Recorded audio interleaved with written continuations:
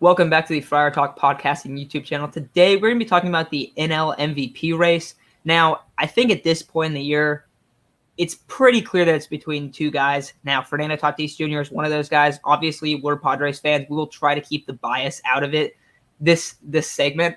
Bryce Harper is the other guy that's really vying for that spot.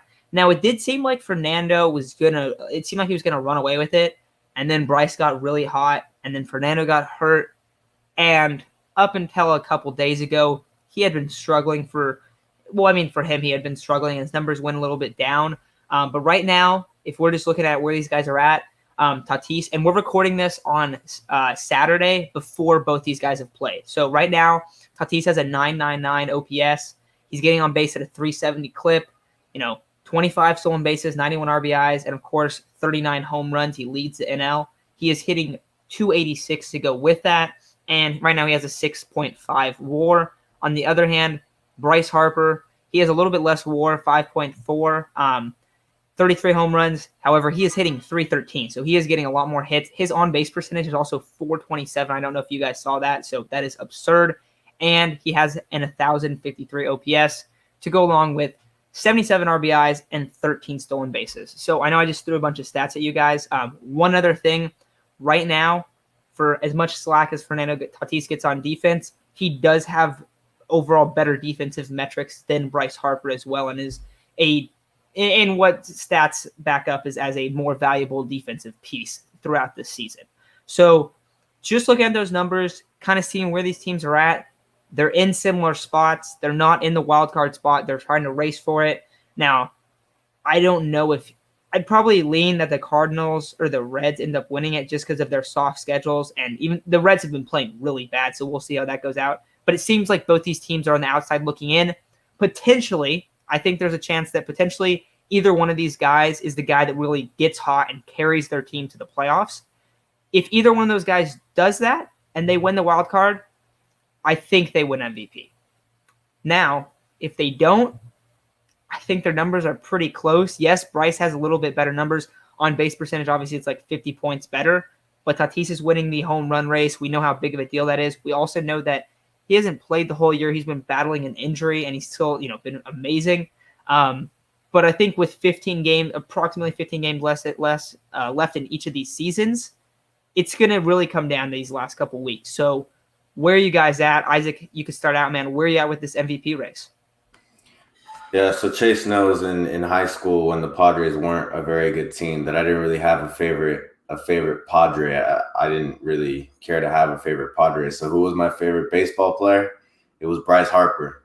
I loved Bryce Harper. He was my favorite player. And right now it's kind of cool seeing, my favorite player right now and my favorite player of the past are going at it in the MVP race. But, regarding this MVP race, I think, I just got to say this first. I don't think Bryce Harper gets enough credit for what he does and what he's been doing in his career. He's an amazing baseball player, great fielder, hits for power. And I think that, a lot of people discredit what he did because kind of like Manny earlier in their career, they were both hotheads and people just didn't like that about him. So, everyone's going to have a negative opinion about him. But we are seeing right now how great he is. He's just doing things that I didn't think he could do again, honestly. This might be a better season than when he first won MVP. That's how good he's doing right now. I don't know the stats, but just how the feel of it when he's getting hot, the way he's hot right now, everything is just flowing for him nicely. But if you look at the stats, Harper does have a higher batting average. He does have a higher OPS. But if you stretch out how many home runs, RBIs, stolen bases, extra base hits, if you stretch Fernando out to the amount of games that Bryce Harper has played so far, Fernando would be even further than him in those stats because he has more stolen bases, he has more home runs, he has more runs scored, fewer extra base hits, but more RBIs. If he didn't get hurt, which, I know that's I can't really say that scenario, but if you were able to stretch that out to the pace that Harper was at, to the games he's played, it wouldn't even be close. A lot of people like to talk about Fernando's defense. Fernando plays shortstop for most of the season, a harder position, and he has a higher defensive WAR than Bryce Harper, who plays right field. So I think that, defensively, he should get the credit he deserves because although he does make errors, he does also make spectacular plays that save some runs. I don't know if this is B WAR or F WAR, but Fernando's higher in one of those. He has a 6.3. Bryce has a 5.1. Now, regarding the MVP race in the past couple of years, the leader in F4 has normally won the MVP in these past couple of years. And right now, Bryce leads that. So obviously, as a Padre fan, I'm going to lean Fernando just because I see what he's done with us, the amount of home runs he's hit, his OPS, everything's still there. Higher defensive WAR, although he does get a lot of slack for his defense. And he's going to become only the 6th player, I want to say, along with Shohei this year, to have a 40-20 season, 40 home runs and 20 stolen bases, as long as he hits that one home run in the next 15 games. So, of course, I'm going to lean Tatis. I think he should be able to win it. But whoever gets hot these next 15 games and leads their team to the playoffs, or at least close to it, they will win MVP. That's exactly what I was going to say. The Phillies they're 2 games back of their division, so it really depends on how the Braves would play and how that goes out, and they're 2.5 back in the wild card. So it really comes up to the point. They have very similar numbers. Tatis is just a little better on defense. Harper a little more like on base percentage and probably slugging right now. So it really depends on, in this last 15 games, who can push their teams into the playoffs, either by winning the division or sneaking through a wild card spot. Because the Padres don't have the luxury of either or. They have to make the wild card spot to do this. And they got, right now, the Reds are tied with them, and then the Cardinals. So it's one of those things where if T goes on an absolute tear and absolutely wins the Padres the next, let's say, 7 games and sneaks them into the playoffs, and Harper and them miss the playoffs in either or, losing the division and losing the wild card, I think you have to give it to Tatis. Even Harper has a little bit better of a season. They did miss playoffs for a reason. You can't blame all of it on Harper.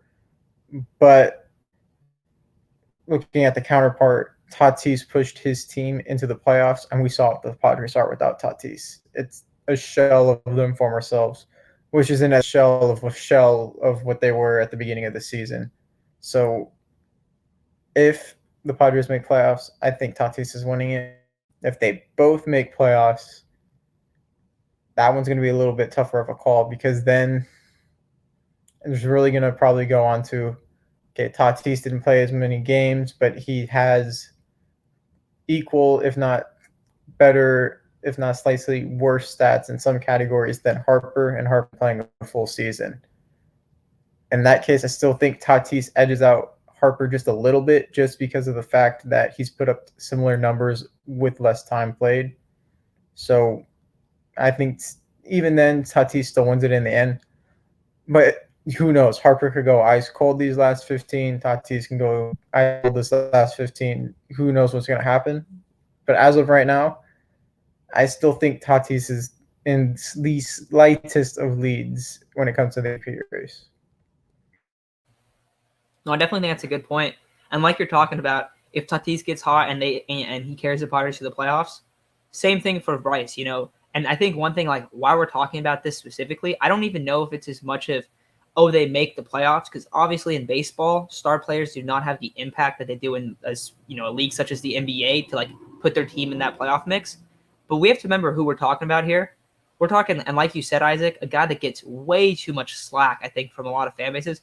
Bryce Harper he's going to be a Hall of Famer. He's probably going to be a first ballot Hall of Famer. And people look at him and people think like, oh, he has had a disappointing career. Look at the numbers and tell me Bryce has had a disappointing career. His career on base percentage is .391, and he has a .915 OPS. He has 265 home runs right now, and he's only 28. He's going to be a Hall of Famer. He's going to go down as a legendary baseball player. And right now, Tatis is only, 23, I want to say, maybe 22. Give me 1 second. He's 22 right now. Both these guys are going to be star player. I mean, I believe that Tatis is going to be a star player for years to come. He has all the tools, all the reason to be that guy. And Bryce is already there. He's in his prime, So these are two really, really good players that if they do carry their team like that, they're going to have some amazing moments along the way that's going to drive their MVP narrative. So I think that's what really is going to have the chance to put one of these guys over the top. If they both don't make it, it's going to be tough. And it might be a really close vote. Like, it might be something that where it's like, oh, wow, like Tatis won by like 5 votes or Harper won by 5 votes. Like, it's going to be hard to tell. And to me, like, I think right now Tatis has a slight lead over him as well. But, like, let's not act like Bryce isn't, like, right behind him, even if he doesn't have the lead. Because I bet you a lot of people listening to this feel like Bryce have the lead. You can make the case. There is a clear case for both of these guys. So we'll see how it ends up. I think Bryce has he has a better slash line for sure, but Tatis has more home runs, more stolen bases. He has the better defensive numbers. So it's just kind of depends what you're looking at. So really, really close race. You look back on a couple months ago, it didn't seem like it was going to be like this, but credit for Bryce for really getting hot and potentially bringing the Phillies into the playoffs. Same for Tatis, because both of these guys supporting cast haven't really been what.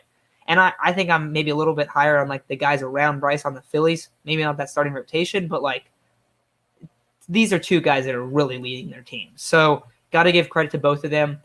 If I'm probably going to lean with Tatis right now, could definitely change over the next 2 weeks. If you lean with Bryce, makes perfect sense. But that's going to do it for today's episode, and we'll talk to you guys very soon.